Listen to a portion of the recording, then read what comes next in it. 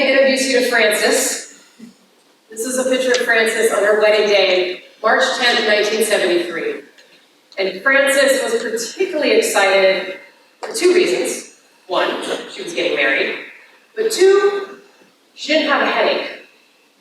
She had been suffering from headaches for about 15 years and had been to numerous doctors who all dismissed her and told her the same thing. Oh, honey, just take it easy, relax, decrease the stress in your life.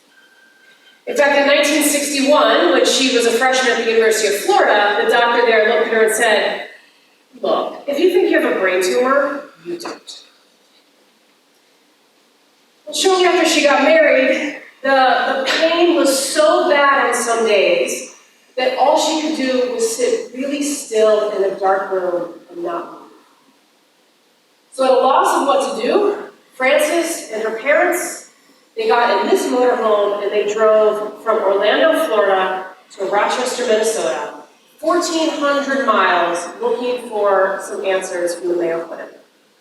The Mayo Clinic was and is still considered the best hospital in the world.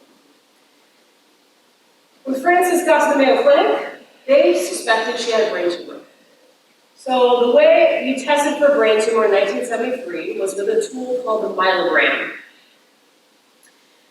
The myelogram is a table. You lay down on the table, and the table tilts and rotates, and they inject fluid in your spine, and as you rotate, the fluid goes to different parts of your body, and if it hits a tumor, it's painful. Well, when the fluid hit the back of Frances's skull, it was so painful, she vomited. Now, the Mayo Clinic was known for innovation. They had been, for almost 100 years at that point, looking for answers to some really tough questions. Well, in 1973, the precursor to the MRI had come out. It's called an EMI. And it was the first time we could do 3D images of the brain and other body parts. Well, there were only two machines in the world. One was in the UK, where it had been invented, and the other was at the Mayo Clinic. They only had the machine for a few weeks, and they thought, well, let's just see if we get the same results. So they put Frances in the EMI machine, and Frances said, it was so easy. I just lay there in the dark. There was nothing to it. The results were the same. So the next day, Doctors Richard Miller and David Pipegrass performed brain surgery on Frances, and they removed a tumor from her the size of this lemon. I wonder why she had headaches for so long. Now, one of the things that they found early in the Mayo Clinic's history, back in 1905, they were very curious about how could we test if a tumor was cancerous or not without waiting weeks for the results. So sometimes, they pull out a tumor, they don't know if it's cancerous, so they sew the patient back up, the patient comes to, and a couple weeks later they may find that there's cancer and they need to go back in and do another surgery. Really dangerous, putting the patient at more risk. So in 1905, Dr. William Mayo, one of the founders of the Mayo Clinic, hired a pathologist, Dr. Lewis Wilson, and said, okay, can you guys figure out how to test for cancer while the patient is still on the operating table before we have to conclude? So he worked for several months and finally came up with a test that discovered cancer cells in a tumor. It took 2 minutes. This is in 1905. I have no idea why we have to wait so long today for tests. But then they found, well, the biggest barrier to getting the results quickly is they would take the tumor from the patient, they'd walk all the way across the campus, and they would give it to the lab, they would test the lab, they had to walk all the way back, and actually the walking was taking more time, so they said, okay, let's just move the lab right next to the surgery unit, make this really simple. So, when Frances's tumor was removed, they walked across the hall, they tested it for cancer, unfortunately, it was benign. Frances actually had a full recovery, and here's a picture of her and her husband Ron a year later celebrating their 1-year wedding anniversary. Now this story is particularly important to me because a year later, Frances and Ron went on to have their first kid. That was me. So for me, innovation is personal. This is really important. Had the Mayo Clinic not been doing all the work they've been doing for decades, my mom would have died. In fact, after she came to, a couple days later after the surgery, she asked the doctor and said, was all of this really necessary? He said, oh yeah. Any day now, you were going to go to sleep and not wake up. Now, as IACC members, most of you probably are not saving lives every day, but you are definitely changing lives. And I had the opportunity to see that firsthand. Last summer, I was leading a leadership program that happened to be at the Rizzo Center. I had never been to the Rizzo Center. I had never heard of the Rizzo Center. In fact, I had never heard of IACC. My job that day was to facilitate a leadership program for professionals, and in the morning, I walked into the space where we were holding the room, and no one was in there, and I walked in, and I remember I actually said out loud to myself, wow, this space is perfect. Everything we needed, the tables were movable, that had all the technology, plenty of whiteboards, all the supplies we needed. I thought, oh, this is fascinating. Well, maybe not fascinating, it's not that common, at least in my work, to see a facility that was so thoughtful and well-stocked to help leadership programs, to help any sort of education program go better. And by the way, the snacks were pretty awesome too. I'm a little too old to be a millennial, but I'm a big fan of snacks. And then I learned about IACC a couple months later, and I was like, oh, okay, now I get it. And being here at JP Duke, I'm seeing the same thing again, that you all are putting on events and designing spaces that is helping learning happen in a really powerful way. That is a lot harder without the work that you're doing. So the work that you're doing matters a lot. You are changing lives. All right, let's get into talking more about the nitty-gritty of creativity and innovation. What is creativity? Okay, it's a word we use a lot, but we don't actually often take time to really make sure we know what I mean. So I want you to think to yourself, do you think that you're creative or not? If you said no, let me clarify this first off. It is not about your ability to draw. So if draw is a four-letter word to you, don't worry. It has nothing to do with that. You can be highly creative and struggle with stick figures. So here's what creativity is. It is simply novelty that is valuable. And there's actually a lot in those 6 little words. So I want to give you a chance to chat about that, and I want you to make some sense of what does this definition mean before we get into more depth.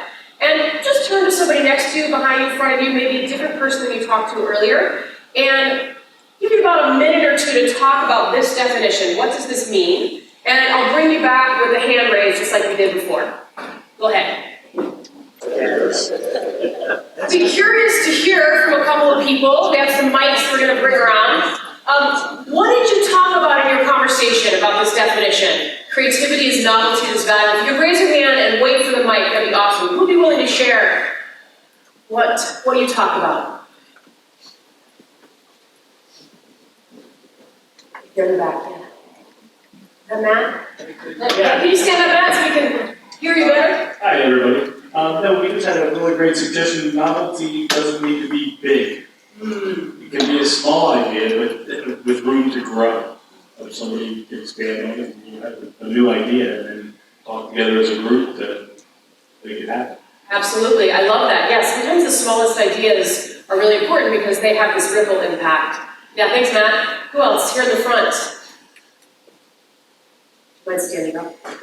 Tell us your name. Tyler Davidson with Meetings Today magazine. We were talking about creativity. It may not seem valuable right now, but maybe it'll be valuable in the future. So keep your eye on that. Maybe you have a creative idea and you think that's not going to work, but maybe we just haven't caught up to that maybe yet. Yeah, that's a great point. Sometimes you gotta kind of hold on to it a little bit, let it percolate until the time is right. Okay, over here. You stand up, please. Hi, Christina Weiss from Systopia. At last year's conference, the leader told us to foster creativity, we needed to say, That's a great idea, and not but. I think we even had quite a few breakout sessions, and I've tried to do that in my, not only my work, but also in my personal life. So when my husband says something that's maybe not a good idea, it's an interesting idea, honey, and it's gonna cost a lot of money. We're gonna talk more about that. Is it Christine or Christy? Christy, great, thanks Christy. Last comments. Yes? Just like, don't make me talk. Anyone else? All right, great. I love this. Yeah, so creativity is novelty that is valuable. It could be something small. Maybe it's a delay. The point here is that it's something new, different, unique. And sometimes people get caught up in the word novelty and think about like novelty shops and tourist traps that sell cheap plastic objects. Yeah, not that kind of novelty. And then valuable could be financially valuable, but there's a lot of other types of value, right? Aesthetically valuable, emotionally valuable, just makes us feel like we have this better community. It can be valuable in that way. So think of these words in a broad sense. Ultimately, it's about solving problems. That's it. That's all. Now, if you want the definition of innovation as well, here it is. Innovation is creativity with economic gain. So this is maybe a little bit of an unusual definition, and here's why. So a lot of times in the business world, we talk about creativity as generating ideas, and then innovation as implementing the ideas. Well, in the world I come from, I've done a lot of research on creativity and done some empirical studies, and that's not how researchers talk about creativity. Creativity includes the implementation, and tomorrow we're going to talk more about the creative problem-solving process and how that actually works, because how do you even know if the idea is a worthwhile idea until you actually implement it and see? So I kind of use these words creativity and innovation interchangeably. I don't really get caught up too much in it, but we often think of creativity in things like the humanities and the arts, and so we'll say, Pablo Picasso was creative. But then we use the word innovation more like the business, technology world, and we'll say Steve Jobs was innovative. They're both producing original work. They're both going through a very similar process. It looks a little bit different in the details, but the big picture is the same. They're both creative, they're both innovative. So I just wanted to put that out in case it matters. I literally had clients come to me and say, hey, can you help us be more innovative? Yeah, and then as we start talking, they say, no, we don't actually want to be creative. We just want to be innovative. Okay, good luck with that. But here's the most important thing to all of this. None of this will happen by accident. You might have heard some stories about people like the guy that is Newton, Sir Isaac Newton, this apple fell from a tree and he discovered gravity. No, that is not the full story. It's a myth that the apple did fall from a tree. He did see it. It did not hit his head. And he had already been a physicist studying this for years. It was 21 years later before he wrote his theory of gravity. So we think I'm just gonna have this amazing idea and then all this is gonna change. No, it will not happen by accident. It will only happen if you are intentional. And this has become my mantra. Be deliberate to be creative. Now, if you were not someone earlier who thought of yourself as creative, here's some good news. Creativity is a skill. It is a skill that can be and must be nurtured and developed just like any other skill. In fact, we know this in part due to research on twins. Twins are a great way that we look at what's nature, what's nurture, what role is genetics playing. And studies have shown that creativity is only about 22% of our, let me phrase it differently, our ability to be creative, only 22% of our ability is based on genetics. So if you are someone who has said, I don't have a great bone in my body, don't worry, you actually have many. Let's imagine two people. One who has full genetic propensity to be creative, 22%, the maximum amount of genes. And the other has none. This person doesn't actually do this because we all have some, so don't worry. And this person over here puts a lot of work into developing their skills to be creative, and this person does nothing. Who are you going to vote on? I would happily invest in this person's work. I'm not so interested in them because they're actually not going to be that creative at the end. So it is a skill. It's very much like leadership. You want to be a better leader? You come to conferences, you put in the work, you get some feedback. It's the same thing. Okay. But why bother? Who cares? Let me give you a few reasons of why you need to think about being more innovative in your work. Kodak, Sears, Circuit City, Blockbuster. Creative organizations who weren't willing to keep it going. They got a little complacent. They weren't looking around, they weren't paying attention, and they slowly withered away and no longer exist. All right, let's make this a little more personal. Take it down to you. I want you to think about what happens when you personally are able to be creative. So, what happens internally to you? How do you feel? You might think about what is happening, what impact that has, the people you're working with. And I'd like you to get out your phone and open the camera app, or if you've got a laptop open, that's fine too. And I'm going to put a QR code up here on the screen in a moment. And what you're going to do, once you see that QR code, you're going to see this. So here's how this works. At the top of the screen, there's a question. And this question is, select a card that represents what happens when you're able to be creative at work. You're going to scroll down, you're going to see all these images, and you're going to pick on an image that best represents what happens when you're able to be creative at work. You click on it, type in your name, first name is fine, doesn't matter, and then a sentence or two about how that image relates to your ability to be creative at work. You'll hit create response, and you'll be able to see your responses along with everyone else's. All right, so we're going to put a QR code up on the screen right now, as well as a URL if you're not able to go there, and give it a shot. When you're done, please put your phone down so I know you're done. And if you need to have something in your hands, you can grab a pipe cleaner and start sculpting something and just play with that pipe cleaner if that makes you feel better. That's why they're there. They're just for you to fidget with. Oh yeah, we're getting some great responses. All right. I'm going to go ahead and give you the next set of directions of what you're going to do. If you're still typing, that's okay. You can continue working. So in a moment, I'll invite you to pair up with somebody. Somebody new is great. Feel free to stand up if you want and go to another table for a moment. And introduce yourselves, and then you're going to share with them which image you selected and why. You can show them your phone and what happens when you're able to be creative at work. So talk about that. Give each of you about a minute, so maybe 2-3 minutes total. And in your duo, in your pair, the person with the longest hair goes first. So you can strategically pick your partner. All right, go ahead. I'll bring you back to the cameras. Awesome. I love it. I see lots of smiles. Can we go back to that results real quick? I was looking at the results as you were talking, and I love seeing the reasons that you all are talking about for what happens when you're able to be creative. So Larissa picked the door, and Larissa said, this card symbolizes an open door to endless possibilities and new ways of thinking. Love that. Share a couple more here. Teresa says, pick the globe.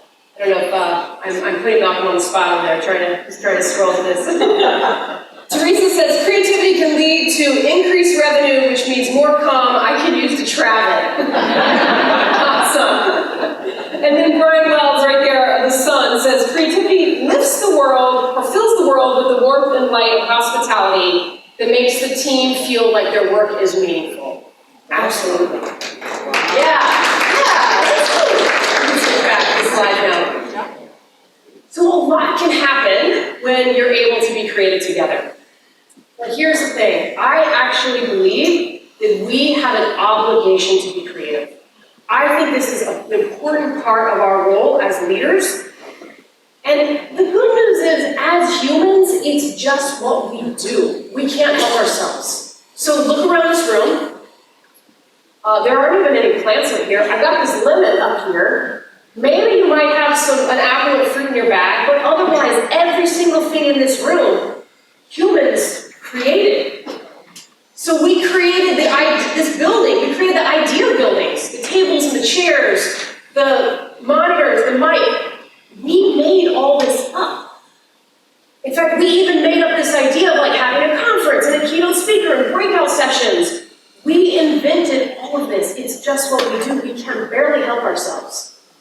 It is in your DNA. And I feel like we have a responsibility to the people we serve, to our colleagues, to tap into that and be more creative, because it is all about serving. All right, let's look at how creativity actually works. And we're going to get specific in looking at creativity in teams, because teams are actually the #1 source of innovation, particularly today. We live in a complex world, and most of the problems that we have are difficult for just one person alone to solve. So we need that team. A few years ago, I did a study looking at essentially like, what is it that makes some teams really creative and some teams not so much? And I don't know about you, but I've been in teams that were on both ends of the spectrum. Has anybody else had that experience, creative teams and non-creative teams? Yeah, some teams I feel like I walked into the room and sat down and it's like my brain cells died a little. Trying to avoid that, right? But some teams just had that magic, and I was curious, well, what is that? And so I did a study where I figured out there are 3 elements that teams need if they want to be creative together. And to test this, I surveyed almost 1,000 people and then did an in-depth analysis with a few teams, professional teams. And here's what the results showed. 3 things teams need. The first is they need to have a clear sense of purpose. Purpose is, we'll get into all these, clear sense of purpose, strong team dynamics, and they need to know and use a creative process. So purpose specifically means that team's collective focus, their shared goals, their commitment to those goals.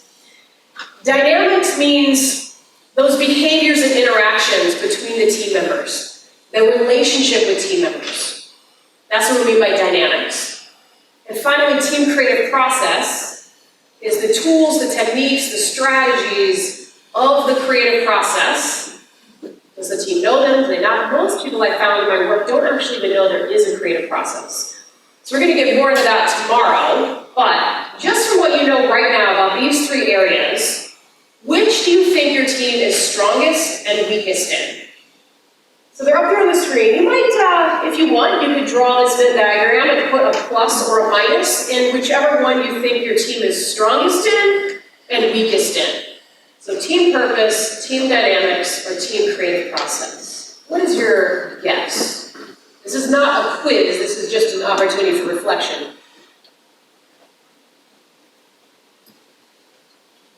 All right, so whichever one you chose, I want you to pay extra attention to that one as we're moving along here. So we're going to talk briefly about team purpose. What I've found is that most teams, this is actually the strongest in most teams. And I think it's because we've been talking about this for decades, like we get it, yes, we need to have a clear purpose. But I want to give you a strategy for this and for each of them that you can go back and start using right away. So for team purpose, very simply, when you get back to work at your next team meeting, I want you to just ask your team, what do you think our team purpose is? And then have a conversation. And even better is if you ask them to write it down on a note card or a Post-it note, put all those in the middle of the table, and then see what the results are and have a conversation about it. Now, how many of you are leaders of your particular team or of a team? Okay, here's the challenge as leaders. It is very likely you have a better sense of your team purpose than the team members. So don't take this and think, we got that. No, of course, everyone would know our team purpose. Just check. It takes 15 minutes. See what happens. All right? So take a moment when you get back to work and check on that. And then talk about team purpose just on a regular basis. Ideas come up like, okay, let's do a quick check. Does this align with our purpose? Bring that purpose into your conversations, and then just making sure all your work is aligned. It's not super hard, especially once you start getting used to it, and it kind of works remarkably well. I've definitely pretty recently avoided a fairly expensive decision by being really clear about my purpose. All right, let's talk about team dynamics. dynamics, again, these are the behaviors and interactions between team members. 3 things are particularly important: trust, conflict, and communication. Briefly, I want to talk about each of these. Trust. There's different types of trust. There is the type of trust where you think, oh, I totally trust my team members, they're super reliable, anytime they say they're going to do something, they do that. Awesome, this is good. But we're talking about another type of trust here. That type is important, don't get me wrong. Vulnerability-based trust, meaning as a team member, I can put ideas out on the table, I can talk openly with my team members, and I know that later I'm not going to get thrown under the bus. If team members are nervous to share an idea, you don't have a high enough level of vulnerability-based trust or relationship-based trust, and that's something you need to work on. And then there's conflict, almost the flip of that, of trust, meaning that having relationship conflict or relational conflict is not so helpful. And by that specifically is conflict around personality or identity. Not helpful in the team. But what is helpful is to have a moderate level of task-based trust. So where we can disagree openly about the work we're doing, ideas, concepts, and it's actually like an inverse curve, and that if you have too much conflict, you're never going to get anything done because you're never going to agree on what to do, and that's not helpful. In fact, those of you that like to play devil's advocate, maybe dial that back a little bit. On the other end, you have no conflict at all. And the problem there is that you can enter into groupthink, where the group values harmony above all else. And some really pretty big national disasters have occurred because the team that made the decision didn't have enough ability to have conflict. And so they made a decision, and later somebody said, well, I didn't really agree with it, but I didn't want to speak up. Oh, jeez. So creating a space where people can speak up is important. And then finally, communication. You all are very familiar with this. You need to be able to have good communication within the team as well as outside of the team. So when you can create these dynamics, you can create a space where people are willing to share ideas and they're willing to kind of push a bit more around creativity and innovation. I want you to think about a time when you were not open to an idea and you might have shut it down too quickly. This might have been at work, this could have been at home, this could have been with your husband, like Christy said. So for me, I had a bit of an aha moment a couple of years ago.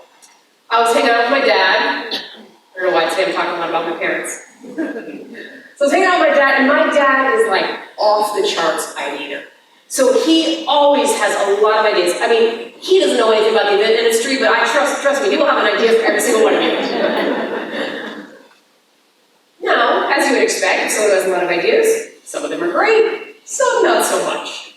So this one particular day, we were hanging out, we were family gathering at his house, and sitting around on the couch, and we were talking about, some national controversial topic, which is great for family gatherings. And I said, he said, oh, I know. You know what they should do? And then he rambles off his idea. And I said, what? No, that's a terrible idea because blah, blah, blah. And he said, okay, Miss Creativity.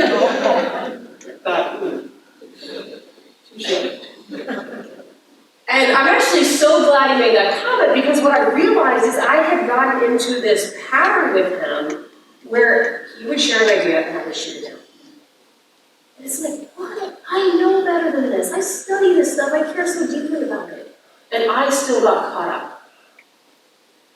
So think about that. If there's anyone in your life or a group of people that you might just jump in really fast and shoot down an idea.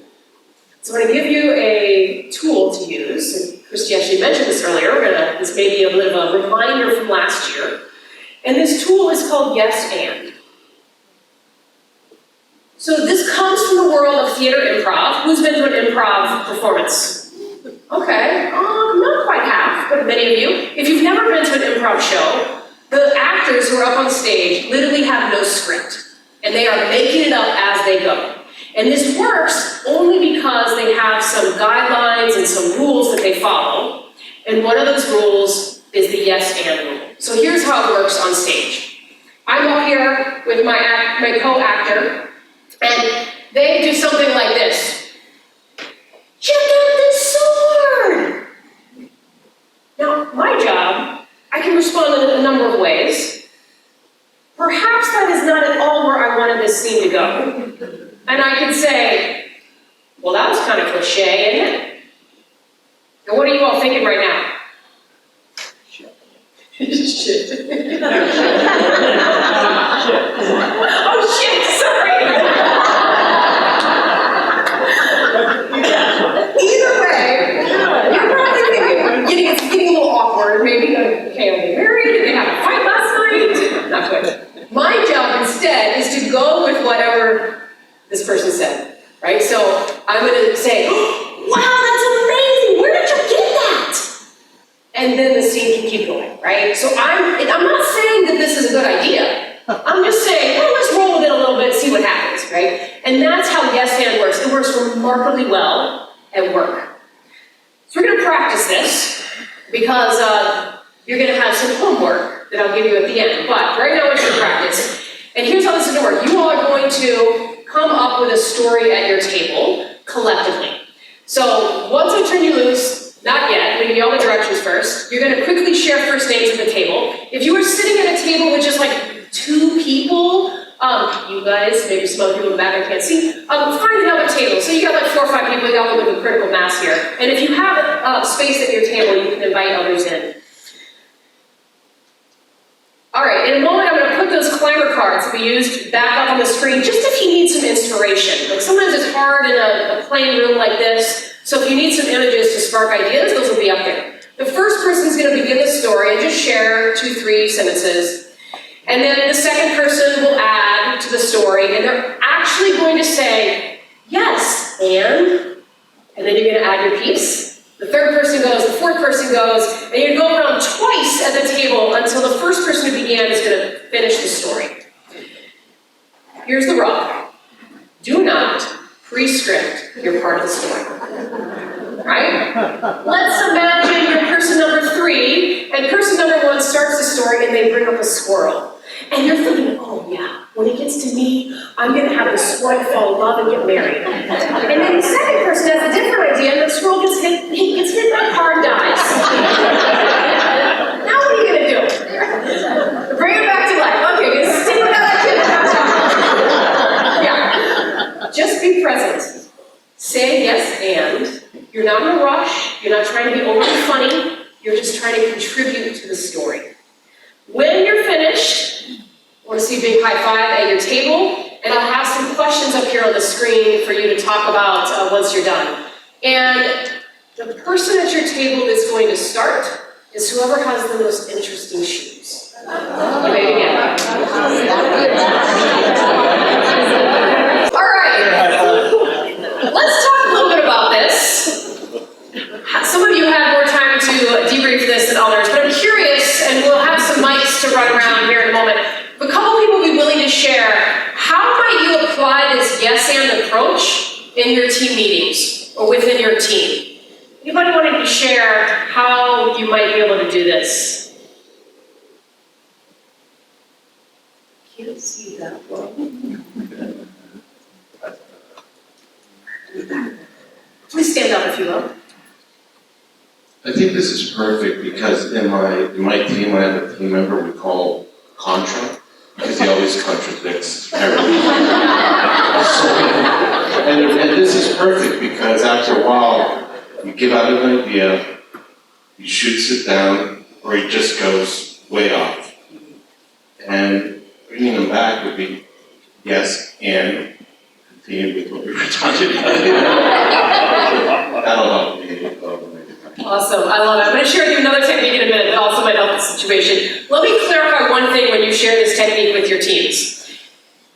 One is that you're not saying that the idea that was just shared is like the best idea ever. And you're not saying that you're going to move forward with the idea. All you're saying is, yes, we could explore that.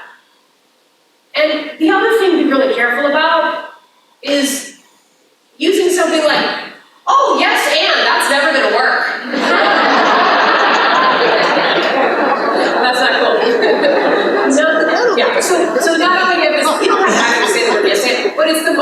concept, right? What's the concept here? So, be careful of that, Kristen, with your husband, right? So, all right. So a couple quick tips here as we're finishing up this conversation on team dynamics is check yourself. As leaders, one of the best things we can do is pay attention to our own leadership style. How are we showing up?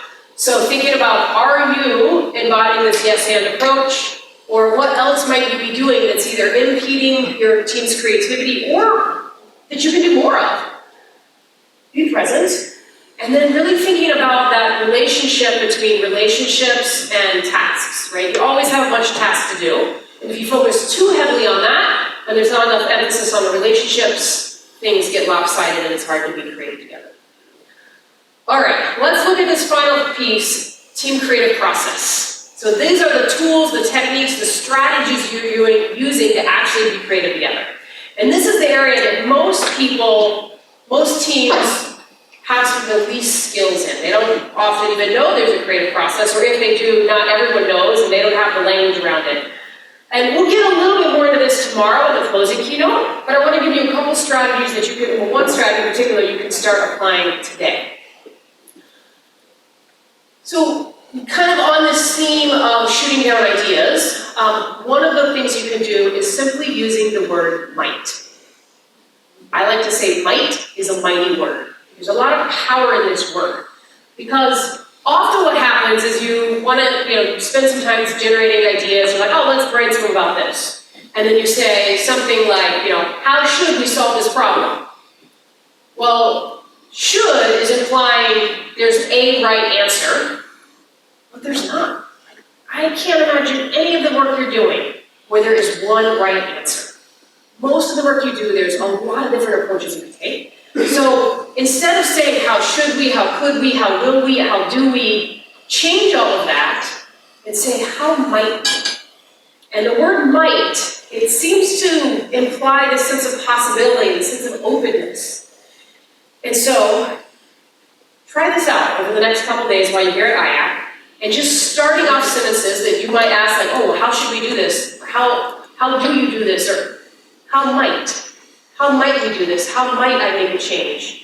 Here's a few examples I'll put up on the screen. These are questions that you may have for your organization. How might we create a more inclusive environment? How might we decrease turnover? How might we be more aligned to the UN SDGs? Which, by the way, there's a panel this afternoon to talk about that. How might we better support various food and beverage needs at our events? Tracy Stuckworth, where is she? She's an expert on this, and she's speaking later. How might we deepen collaboration with event planners? So all of these things are just, I don't know, let's just explore this. There's a lot of possibilities. So that's your homework. It's between now and tomorrow. I want you to see if you can use the word might. See how many times you can use it. 2, 3, 4 times. Same thing with yes and. When you're hanging out at the bar and you're having a conversation, throw a little yes and in there, or a little how might, and I'm going to ask you to report back tomorrow, okay? Sound good? All right, so some other quick tips just on this creative process. This is pretty fast, we're not getting too deep into this. Is be open to exploring new ideas. And then set aside some intentional time to generate ideas. 5 minutes, you can generate a lot of ideas in 5 minutes. And we're gonna generate a lot of ideas tomorrow. I'm gonna give you some specific techniques to do that and get beyond brainstorming. Brainstorming is actually not that effective. And research since the 1950s has shown brainstorming doesn't work that well except in a very small set of circumstances. We'll talk more about that. And then try out these how might we questions. All right, I've given you lots to think about. So here's your practice again. Thinking about team purpose, when you get back, have that conversation with your team. Start off this week, yes and then continue that. And then aim for like 5 times with the how might we before you IACC. In fact, here's a little tip. If you call home and you have teenagers, this works remarkably well with teenagers. They come to you and they say, oh, Mom, can I do this? And you're thinking, what? No, that's way too dangerous. And that actually might be your response. Instead, you might say, it seems like that would be kind of dangerous. How might you do that in a way that's really safe? They'll probably be completely thrown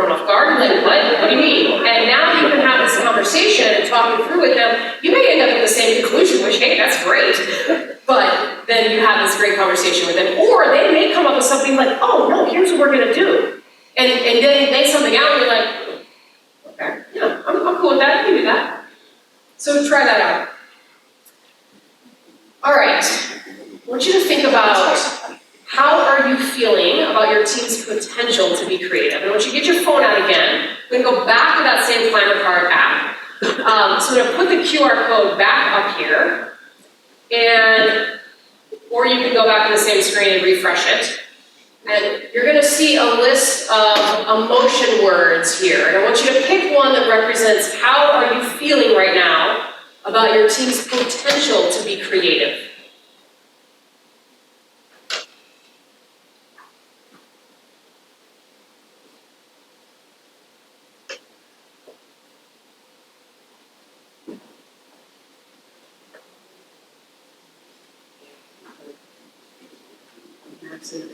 Is it working for you all?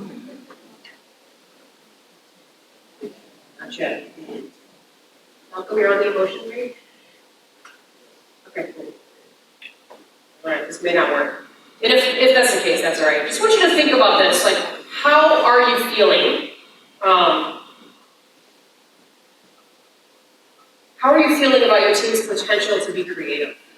And one of the challenges we ask how you're feeling is that people often go, good, fine, busy, and we have this pretty narrow emotional vocabulary. And so think big, think about a big emotion word. How are you really feeling about your team's ability to be creative?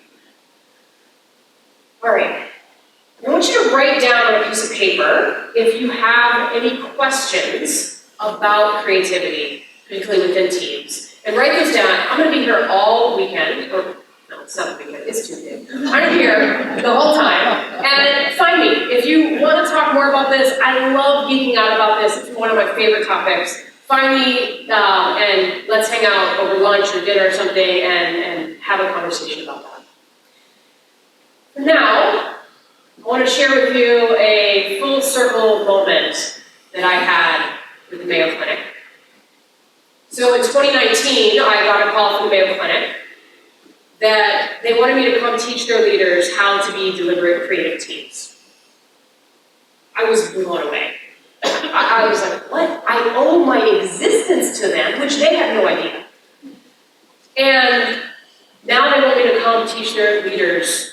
And y'all, I was so nervous. I was like, not only do I owe my existence to them, they are the best hospital in the world. This was such an honor. And then I had a good aha moment on my way there. So I'm traveling, I'm in the Atlanta airport on a layover to my flight to Rochester, Minnesota. Rochester, Minnesota is a tiny town. This is a tiny plane. And they open the door, they start calling the groups, and I realize I can go to the bathroom. But there's no time. And I was in one of the first groups, so I just go on the plane. I was going to be that person. So I get on the plane, I put I was in the first row, and of course, the bathroom's way in the back. So I put my stuff down, I start walking in the back, and in the middle of the aisle is this elderly couple. And they're hunched over their seat, and they're doing something, but they're blocking the aisle, and I can't get by. And so I'm just waiting. And eventually I said, is there anything I can help you with? And then the woman barked something at the man, and that's how I knew they were married. And then she turned and looked at me and said, oh, honey, I'm sorry, we just a moment. And as she did, I saw in her seat an oxygen tank and the plastic tubing running up to her face. And they were trying to untangle the tubes. And I just tried to push all this empathy out and say, there's no rush, take your time. They finished up, I walked to the back of the plane, I used the bathroom, I come out, and the plane is now packed. There's people in the aisles, and so I'm not going anywhere, right? So I just am standing there waiting, and as I am, I'm watching everybody put their stuff away. And I realized that even though this is a small plane, I had never been on a flight with so many medical devices. And I made my way back to my seat, and I sit down, and I'm thinking about this, and I realize I just get this sense of calmness and this sense of peacefulness comes over me as I start thinking about all the people on that plane. And in the gate area, I overheard a woman on the phone talking about a cancer diagnosis to someone. And there was another woman who actually had a seizure. And a few people kind of, got on high alert right around her. And about 30 seconds later, when it was over, she came to and saw everybody and said, "Oh, well, that's my one for the day. I'm good now." And I thought about all those people on Delta Flight 5238. And I realized this work I'm going to do is not about me. Actually, it's not even about the leaders I'm going to be working with. It's about all the people on the plane. It's about the millions of people the Mayo Clinic has served. It's about the billions who have been impacted by their innovation. You may not know this, but if you have ever been to a doctor in your life, you have been impacted by the Mayo, something that came out of the Mayo Clinic. So when I got to the Mayo Clinic, I took this photo. If we excel in anything, it is our capacity for translating idealism into action. This is from Dr. Charles Mayo, 1931. My hope for you is that you are able to take the ideas that you have and think about how do we build our team so that they can be more creative and innovative, and we can implement ideas and keep doing and continue doing amazing work. And don't forget, be deliberate to be creative, so you will not have regrets.